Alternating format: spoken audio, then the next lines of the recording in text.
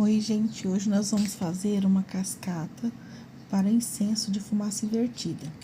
Essa cascata eu quero fazer ela depois com efeito de pedra, lodo, como se fosse uma cachoeira, né?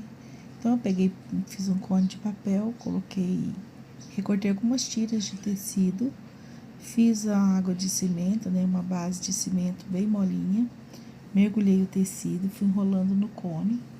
Depois eu fiz uma massa um pouquinho mais firme e fui fazendo ela como se fosse umas pedrinhas, né?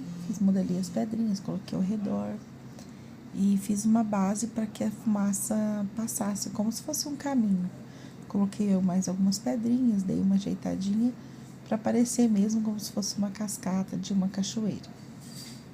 Depois, por último, fui colocando aí uma base, né? Onde vai ficar o incenso da fumaça invertida e coloquei no sol para secar.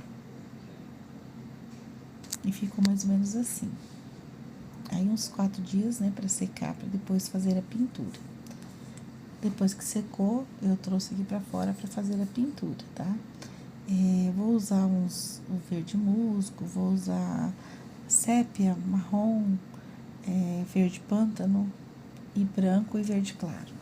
Eu acredito que vai dar um efeito. Então, comecei passando a base, né, com sépia, para deixar ele bem escurinho, mas com efeito de pedra, de umidade, né, essas coisas. E fui passando aí, fica um pouquinho difícil porque o cimento é meio poroso, né? E fui completando, né, passando toda a tinta, uma base, tanto por cima, por fora, né? Aí nos vãos das pedrinhas deu um pouquinho de trabalho, porque o pincel acaba não entrando, né? A tinta não entrando como deveria. Mas enfim, dá um pouquinho de trabalho, mas acaba dando tudo certo. Depois que eu passei todo esse primeiro verde aí, eu entrei com o verde pântano, que ele é para dar uma escurecida, né? Nas sombras das pedras. E fui passando em toda a estrutura, fui passando em toda a parte, cada pedrinha, cada vãozinho, né? Para dar esse efeito mesmo de pedra, de lodo, né? De umidade. Apesar de não ser água que vai ficar correndo, mas dá essa impressão. Passei um pouquinho de branco, depois vim com um pouquinho de verde claro, né?